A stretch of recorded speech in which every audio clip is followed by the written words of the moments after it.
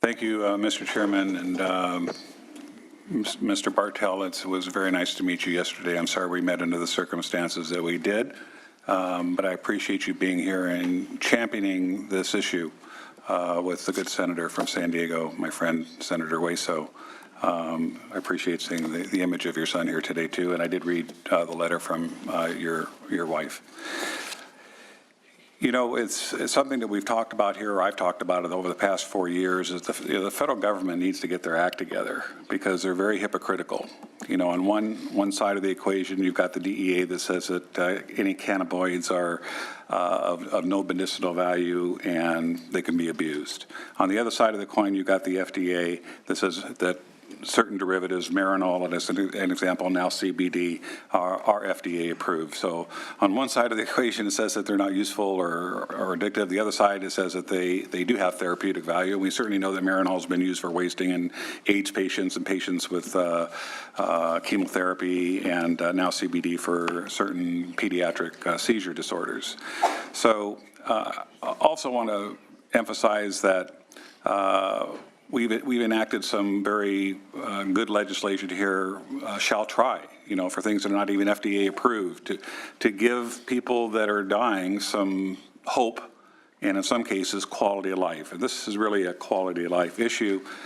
We know that fentanyl, which is a very potent opiate, 100 times stronger than morphine, and Mr. Bartel and his late son were concerned that he'd be sleeping all the way through his demise, and he felt that he wanted to be awake in his final hours and was able to benefit from cannabis to alleviate his pain and to allow him to have conscious relations with his family in his final hours. And I think that it's an appropriate use of cannabis.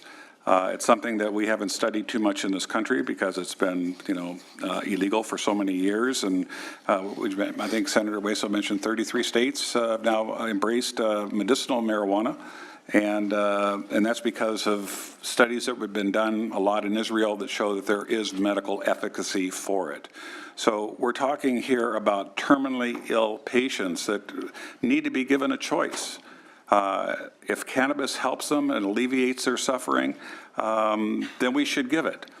I do understand that, you know, physicians do have a DEA license that they need to be concerned about, and I certainly understand that hospitals, surgery centers that take Medi-Cal, Medicare, that have some federal component, I think that your concerns are just. I think that the senator has made it very clear through some amendments that if there is going to be some rattling by the federal government, that there is going to be some avenues to backtrack if certainly necessary. But I don't foresee that happening. I think that the federal government, albeit maybe the president is not the most popular person in this building these days, but I will say this, that I think that the federal government as a whole is a very compassionate group, especially at the FDA.